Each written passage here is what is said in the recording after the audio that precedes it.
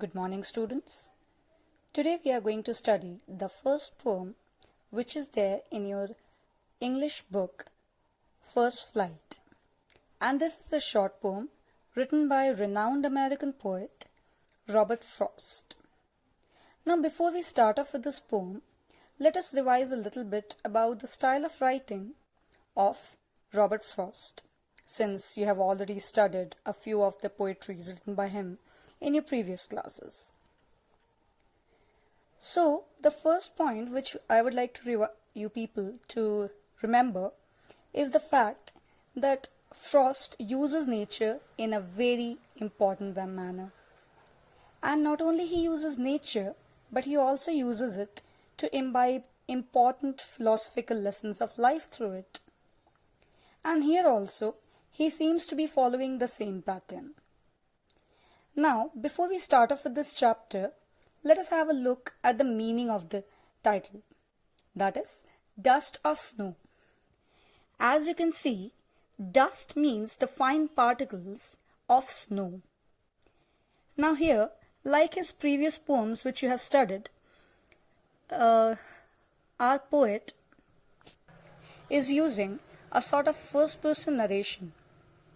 And it starts like this. The way a crow shook down on me, the dust of snow from a hemlock tree, has given my heart a change of mood, and saved some part of a day I had rued. Now try to understand, students. Rued means ruined. Now, here it seems that the poet is saying that it was a winter day when the poet was going through the road and had suddenly come and stopped under a hemlock tree. And there a crow was sitting atop the hemlock tree, which seems to have shaken off some fine particles of snow on our poet. And in the next stanza, he says, has given my heart a change of mood.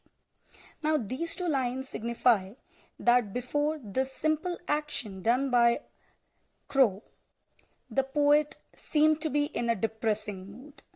So we can easily finalize here that before the simple act of nature, the mood of the poet was very depressive and sorrowful. And saved some part of a day I had rued. So again, in these two lines, we get to understand that the poet was depressing. He was in a depressing mood, maybe because of the fact that something bad may have happened to him or with him during the course of the day. But the simple act done by an innocent bird had changed his perception and had saved some part of the day which was otherwise destroyed. Now, in paper, it seems to be a very simple act, a very simple description of an act of nature which usually we do not pay much attention to. But Frost has been very, very clever. Let's see how. For example, like his usual poems, he has used nature and more prominently the two major elements here, like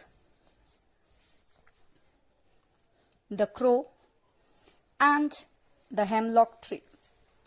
Now, whenever we talk about crow, I think you all must have remembered, since childhood we are being told that crow is ugly, it is ominous, it is inauspicious.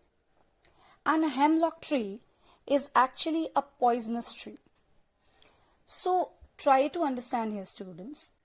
Robert Frost has used these two seemingly unlucky, poisonous, deadly things or deadly creations of the nature as important elements, or shall we say as catalysts in changing the mood of the poet.